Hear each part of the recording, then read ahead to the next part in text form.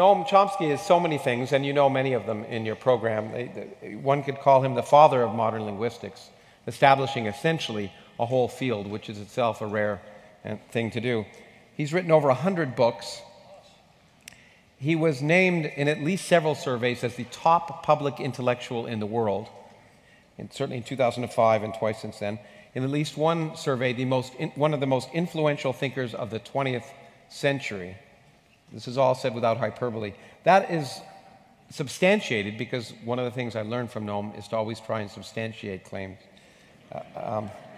He has been cited more than any other living scholar in the humanities and arts between 1980 and 1992. He, besides being an incredible intellectual, he came to the public domain during the Vietnam War, during which he bravely was one of the first people to openly protest and led much of the protests against the Vietnam War, during which he became an American.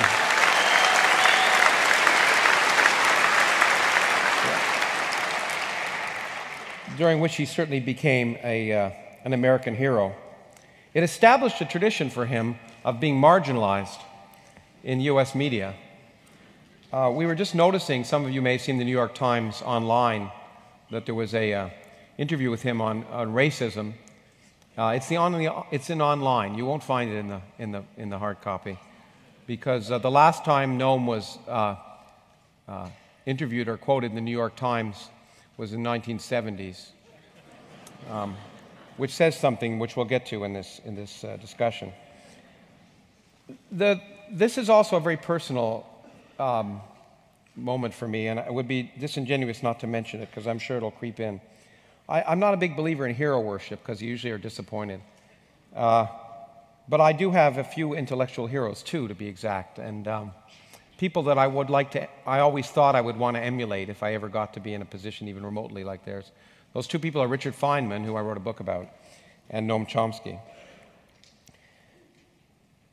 I had the opportunity to know both of them, but I got to know Noam when I was a graduate student at MIT. MIT has the wisdom to not require you to take any courses if you're a graduate student, which was wonderful. So I didn't take any physics classes, but I took 2 courses in U.S. foreign policy from Noam Chomsky, and it was a revelation to me.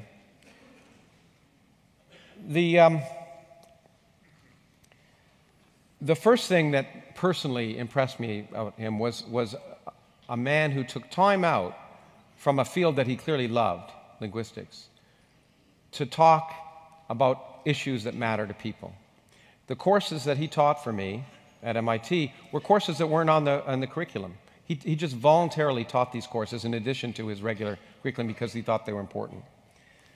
As a graduate student, not in linguistics, but in physics, I would walk into his office periodically and sit down and ask him a question.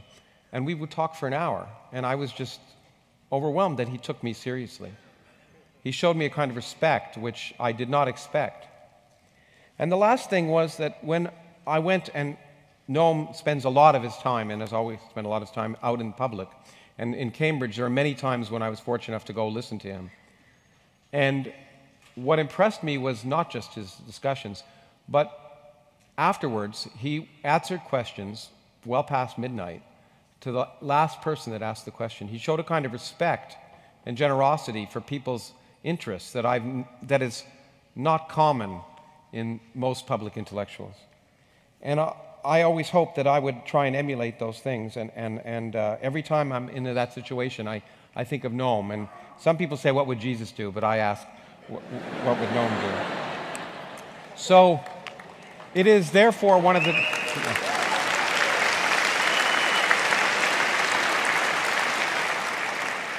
It is therefore one of the truly greatest honors of my life to welcome onto the stage Noam Chomsky.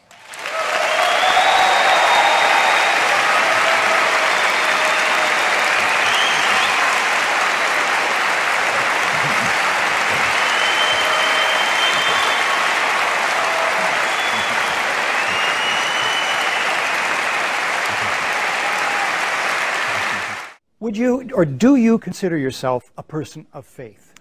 I try not to have faith. I believe in a principle that was enunciated rather well by Bertrand Russell, which is that you should try to keep away from having irrational beliefs. You should believe some things that for which you can find some evidence or some support, apart from commitment to principles like equality and freedom and justice and so on. Those, I wouldn't say that's faith. Those are things you're committed to. But as far as beliefs about the world, reality, my feeling is one should try to, as much as possible, have substantiated beliefs, or at least beliefs for which evidence could be appropriate. Well, then, would you consider yourself, paradoxically, a person who has faith in the scientific method? I think it's the only method we have to try to get some approximate understanding of the world. I don't have faith that it'll reach the truth, or even that it's leading us in the true direction. In fact, as someone committed to the scientific method, I'm also committed to its consequences, and among them are that you and I and the rest of the species are organic creatures who have our specific capacities and limitations, and we simply don't know and have no reason to believe that these capacities are such that we can gain the truth about the world. We do our best, but that's the most we can do. Part of the legacy of Ronald Reagan, during the Reagan years, Pakistan was ruled by the most awful of its many horrible dictators, Zia-ul-Haq, and he had two major policies. One was to carry out radical Islamization of the country with the funding of Saudi Arabia. Saudi Arabia is the center of radical Islam and also the center of funding of jihadism, and also the leading ally of the United States and Britain. Traditionally, the U.S. and Britain have been supporting radical Islam throughout the region. There are good reasons for that, and they continue to. The reasons are you can tell it from the internal documents, British and American internal documents. The reason is kind of a rational analysis. The real threat, they say, is the virus of secular nationalism. That's dangerous. Secular nationalism, say Nasser, for example, can lead to the possibility of efforts to try to take the resources of the region and use them for their own populations, rather than for the benefit of the West and the ruling, super-rich ruling families. So that's a real problem, and the only barrier to secular nationalism, to the virus of secular nationalism, as it's called, is radical Islamism. So the U.S. and Britain as well have been strongly supporting radical Islam for a long time and continue to. It's a little ironic when you hear them complaining about the Muslim Brotherhood, which by comparison is moderate Islam. And that remains true. Saudi Arabia, for example, is given free rein to crush demonstrations. No talk of no-fly zones. There was a day of rage called in Riyadh, but the police presence was so extensive that nobody could even show up. They're too intimidated. Same in Kuwait. These are rich oil states which have loyal dictators, so therefore they're free to do anything they like. Bahrain is pretty much the same story. They're worried about the spillover to Saudi Arabia, and that's, you know, what happened there. Well, in this case, the Saudi Arabian funding of radical Islamism, which actually began in the early 60s, kind of a missionary effort to spread radical Islamic Wahhabi-type Islamism all throughout the Islamic world, massive funding, madrasas, and so on. That penetrated Pakistan in the 1980s, and a lot of these reformist lawyers came out of those madrasas. They've had a big effect on Pakistan. And at the same time, Zia-ul-Haq was developing nuclear weapons. The Reagan administration pretended, and the British pretended they didn't know it. Of course they did, so that they could continue to fund their favorite dictator in Pakistan. But there are people who would say that you cannot have moral principles unless you adhere to a faith. If I attribute those principles to a divine creature who I define as ordering me to have those principles, the principles don't become any more better established. So that's a useless step. It's true that our moral principles are not firmly grounded in unshakable evidence and argument, but nothing is going to make them any more firmly grounded. As for having a meaningful life, that seems to me irrelevant. No people who have meaningful lives with faith and without faith. Perfect example of extreme irrationality is what we've just been talking about, what Orwell called doublethink. The ability to have two contradictory ideas in your mind at the same time and to believe both of them. That's the peak of irrationality. And that virtually defines the elite intellectual community. Yeah, okay, so that's irrationality. Now let's take concrete examples of fundamentalist irrationality. So I'll give you a real example. Actually, it's an example I knew about 5 years ago, but I didn't publish it because it sounded so crazy it couldn't be true. It turns out to be true. It's now verified. In January 2003, immediately before the invasion of Iraq, George Bush was trying to round up international support for the invasion. And he met the French President Chirac. And in this meeting with Chirac, he started ranting about a passage from Ezekiel, the book of Ezekiel. It's a very obscure passage nobody understands. It's a passage about Gog and Magog. Nobody knows if they're people or places or whatever they are. But Gog and Magog are supposed to come from the north and attack Israel. And then we get off into ultra-fanatic Christian evangelical madness. There's a whole big story about how Gog and Magog come down, attack Israel. There's a battle in Armageddon. Everybody gets slaughtered. And the souls who are saved rise to heaven.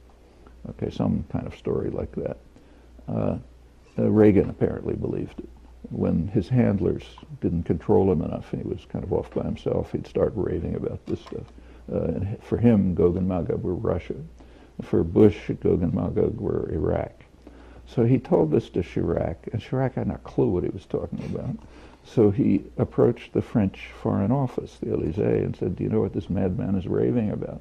And they didn't know either. So they approached a Belgian, pretty well-known Belgian theologian, who wrote a sort of a disquisition on this passage and the way it's interpreted and what it might mean and so on. Okay, how do I know? Well, I know because that Belgian theologian and his friend sent me a copy of it with the background of the story. I never published it because this just sounded too off the wall. Finally, I was talking to an Australian academic researcher, and I mentioned it to him. He decided to look into it. It turns out to be correct. In fact, the story appears in the biographies of Chirac and in other evidence. So yeah, that actually happened. So here's the world in the hands of a raving lunatic who, is talking about Gog and Magog and Armageddon and the souls rising to heaven. And, the world survived. Well, okay, that's not a small thing in the United States. I don't know the percentages, but it's maybe 25, 30% of the population. Yeah, that's pretty serious irrationality. What in general do you feel then about religion's role in human society, both historically and here in the 21st century? Overall, I think it's, in terms of its effect on policy, ranging from social policy to war, I think it's been mostly negative. In fact, often extremely negative. With regard to individuals, it varies. For a lot of people, it just means a lot, and always has. What do you attribute to that? Do you think there's something biological, like many people have argued that we're sort of hardwired for religion? Do you think that religion is sort of keeping in lockstep with evolutionary processes? First of all, we know very little about the evolution of humans in any relevant respect. I mean, we know a lot about, the fossil record and so on. But when you get to human cognitive capacities or and so, higher, what we call sometimes higher mental faculties, the evolutionary record is just extremely thin. We're a very recent product of evolution. Modern humans, from a cognitive perspective, cognitive behavioral perspective, only emerged within roughly the last 100,000 years, which is like a flick of an eye in evolutionary time. And we're all more or less identical. There's very little relevant genetic variation among humans, because there's been, we probably come from a small breeding group somewhere in East Africa, probably no later than, say, 50,000 years ago. There's no time for anything to have happened. In a sense, it's like almost, in my view, virtually a tautology to say that a commitment to religious belief is the result of evolution, because we're the result of evolution. Just like my chin is, my toenails are. So are my higher mental faculties. But that just doesn't tell you very much. I mean, we all know, without doing pop science, that people do want to find ways to give an intelligible picture of the universe around them, to find comfort, to find association with others. And they do it in all kinds of ways.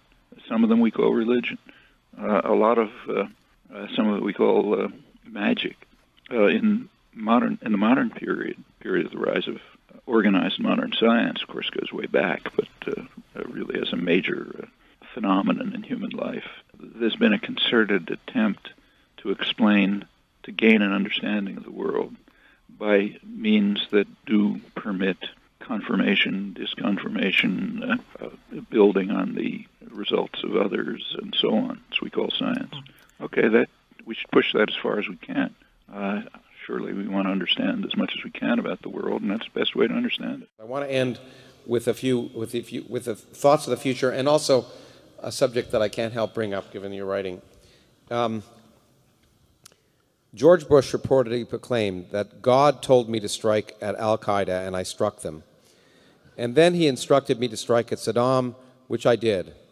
And then you wrote, and now I am determined to solve the problem of the Middle East, he said. Also, and in your words, also at the command of the Lord of hosts, the war god, whom we are instructed by the Holy Book to worship above all other gods. And as I mentioned, the elite press dutifully refers to his messianic mission to solve the problem of the Middle East, in fact, the world, following, quote, our responsibility to history to rid the world of evil. The early English colonists in North America were following the word of the Lord as they slaughtered the Amalekites, in the new Israel that they were liberating from the native blight.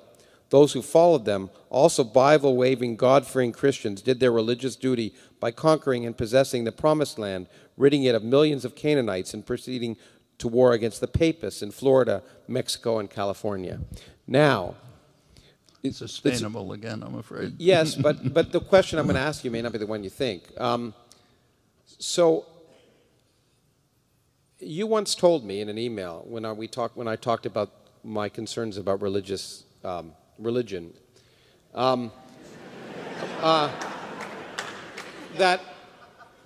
that you rightly, then this is a profoundly important thing. You don't care what people believe; it's what they do that counts.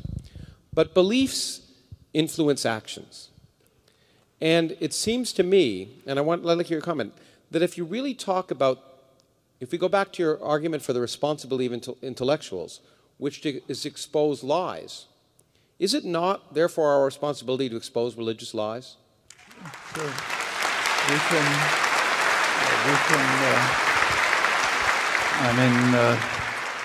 If, say, a third of the American population believes that the world was created a couple of thousand years ago, exactly as it is today, yes, it is our responsibility to expose that lie and to tell the truth. On the other hand, if, say I'm thinking of a particular person, but could give many examples, if a Peruvian peasant who immigrated to the United States 30 years ago and has managed to create a decent life for herself under pretty awful conditions, is an evangelical Christian who has a prayer group every evening that goes to visit the sick and pray with them, I'm not going to read her a lesson in epistemology. Okay. Right.